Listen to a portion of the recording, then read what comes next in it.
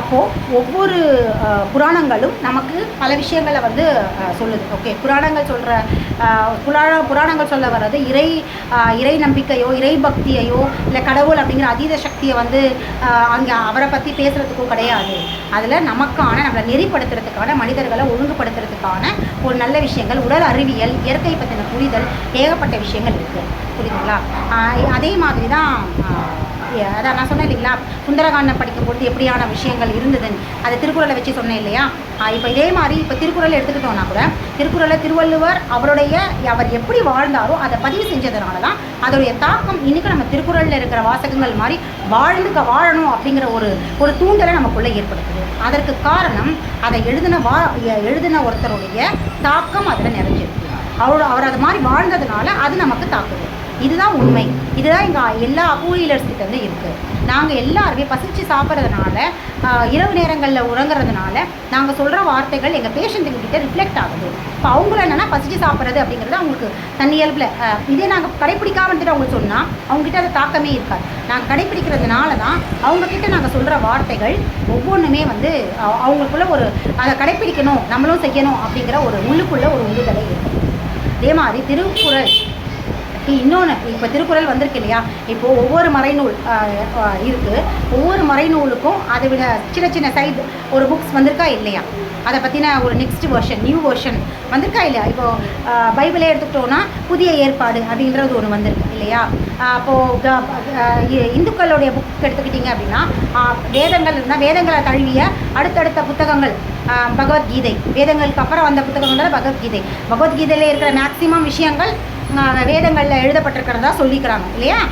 இது மாதிரியான நிறைய எல்லா புத்தகங்கள் நிறைய இப்போ நம்ம சுப்ரபாதம் இருந்தது, அதுக்கு அடுத்த வெர்ஷன்ஸ்லாம் வந்துதா இல்லையா. இதே மாதிரி ஒவ்வொரு மதம் ரீதியான புத்தகங்கள், இப்போ திருக்குறள்லேயே கூட நான் ஒரு விஷயம் கேள்விப்பட்டேன். திருக்குறளுக்கு முன்னாடி நபிகள் நாயகம் ஒரு புத்தகத்தை எழுதியிருந்தாராம். அந்த புத்தகங்கள் யூதர்கள்கிட்ட இருக்கிறதா இஸ்லாமியர்கள் நம்புகிறாங்க. அது எந்த அளவுக்கு உண்மைன்றது தெரியல. ஆனால் திருக்குறளுக்கு முன்னாடி ஒரு புத்தகங்கள் வந்திருக்கு, ஒரு புத்தகம் மறைநூல் இருக்குது. அப்போ அந்த மறைநூலுக்கு அடுத்தது தான் திருக்குறள் வந்திருக்கு. இப்படி ஒவ்வொரு மறைநூலுக்கு பின்னாடியும் ஒரு நியூ வேர்ஷன் அப்படிங்கிறது இருக்குது. ஆனால் திருக்குறளுக்கு பின்னாடி இது வரைக்கும் எந்த நியூ வேர்ஷனும் கிடையாது.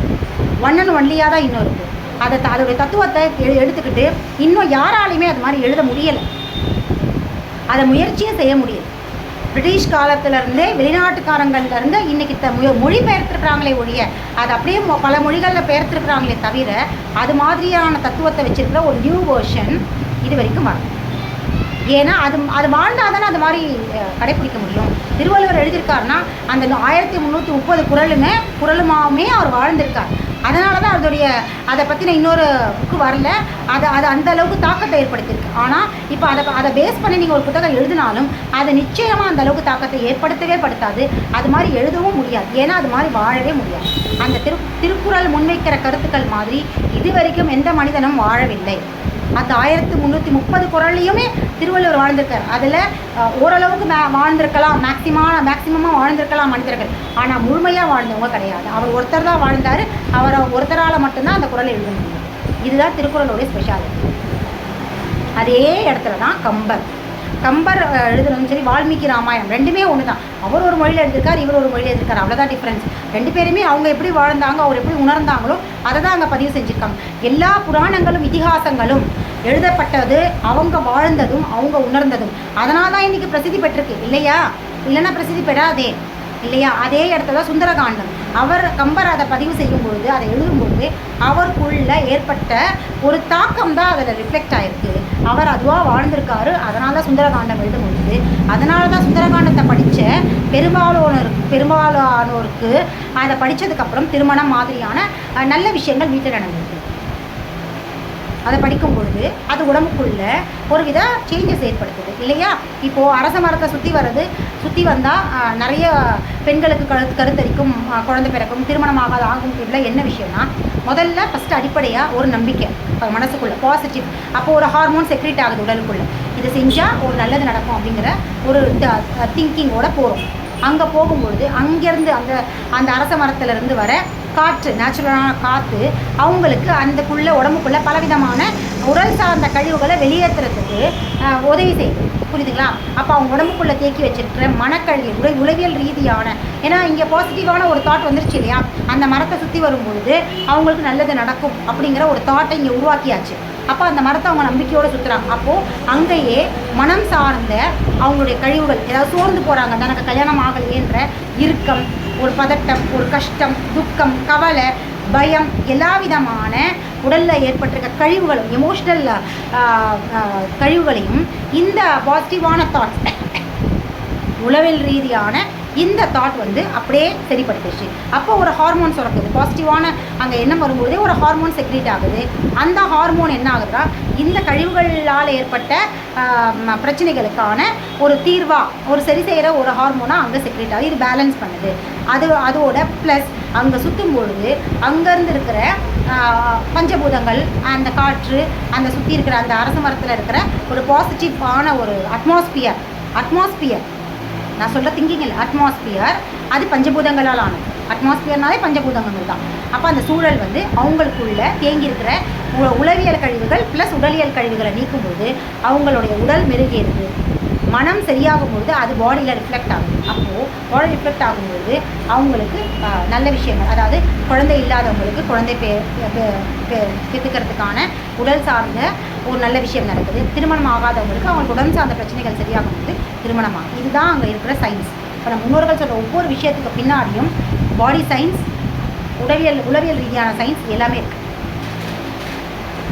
இதே மாதிரி தான் நம்ம கம்பர் அந்த நேரத்தில் அவர் எழுதியிருக்கிற விஷயங்களில் சுந்தரகாண்டம் படிக்கும்போது நமக்கு படித்தா ஒரு நல்லது நடக்கும் அப்படிங்கிற பாசிட்டிவ் தாட் அவங்க உடம்புக்குள்ளே ஒரு நல்ல ஹார்மோனை செக்ரேட் பண்ணுது.